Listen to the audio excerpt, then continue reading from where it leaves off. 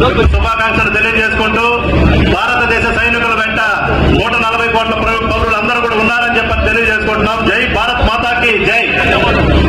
ప్రజలు ప్రతిష్టాత్మకంగా చేపట్టిన ఈరోజు ఈ తిరంగ యాత్రకి కదిలి వచ్చిన కూటమి నాయకులకి, వింజమూరు ప్రజలకి, ఇతర మండలాల నుంచి వచ్చిన మన అన్ని మండలాల ప్రజలకి, ఆడపడుచులకి అందరికీ నా ధన్యవాదాలు తెలుపుకుంటా ఉన్నాను.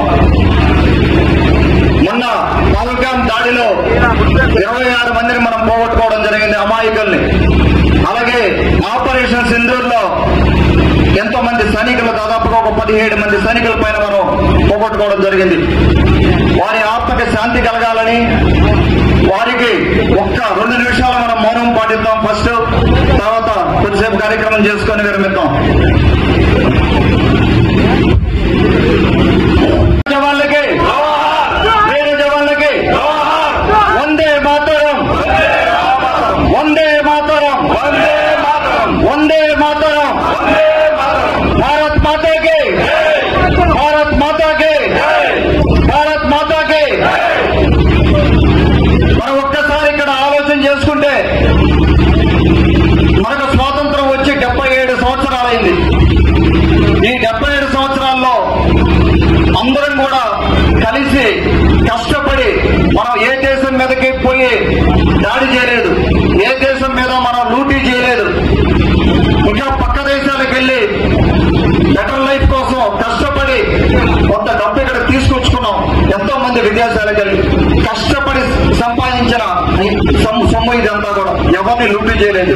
ఏ దేశం మీదకి మనం ఇప్పుడు వెళ్ళలేదు. ఈ 77 సంవత్సరాల్లో కూడా ఒక్క దాడి కూడా చేయలేదు.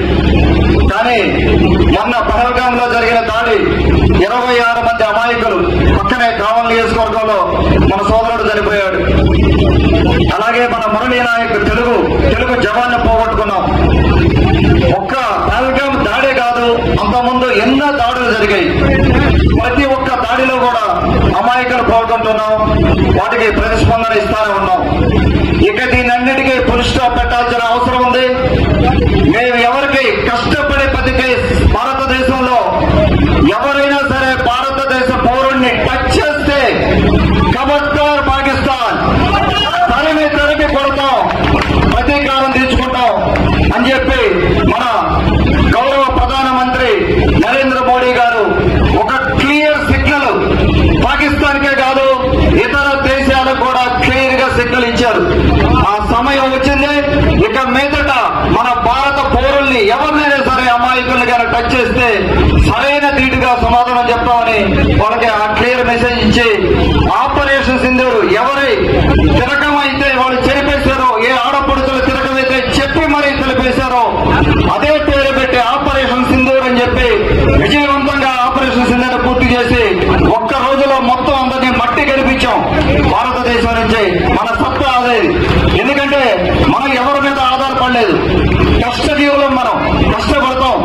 లౌకిక రాజ్యం, మనకు అన్ని మతాలు ఉన్నాయి. మన క్రిస్టియన్ సోదరులు ఉన్నారు, ముస్లిం సోదరులు ఉన్నారు, హిందూ సోదరులు ఉన్నారు. బాయి సోదరి మనులుగా ఎంతో ఐక్యతగా మనందరం కూడా తలావక చేసి భారతదేశాన్ని ఈ రోజున 77 సంవత్సరాల్లో ఈ స్థితికి తీసుకొచ్చాం. రాబోయే రోజుల్లో 2047కి శక్తివంతమైన దేశంగా భారతదేశం ఎదగబోతా ఉంది. ఇది చూడని కొంతమంది కన్ను కొట్టి పక్క దేశాల వాళ్ళు ఇవన్నీ చేయడం మొదలు పెడతా ఉన్నారు. వారికి సరైన ధీటుగా సమాధానం చెప్పాలి. మన ఉదయగిరి నియోజకవర్గం తరఫున మన గౌరవ క్లియర్ సిగ్నల్ ఇవ్వడం జరిగింది. ఇక్కడికొచ్చిన ప్రతి ఒక్కరికి, కూటమి నాయకులు అవ్వచ్చు, ఇతర పార్టీల నాయకులు అవ్వచ్చు, ఎక్స్ సర్వీస్ మెన్ అవ్వచ్చు, పోలీస్ డిపార్ట్మెంట్ వారు గారు, జర్నలిస్టు మిత్రులు, అలాగే ఎంతో మంది ఆడపడుచులు తరలి వచ్చారు. పెద్ద ఫ్లాగ్ తోటి దాదాపుగా వింజమూరులో ఒక మంచి మెసేజ్ ఇచ్చాం. అందరికీ మరొక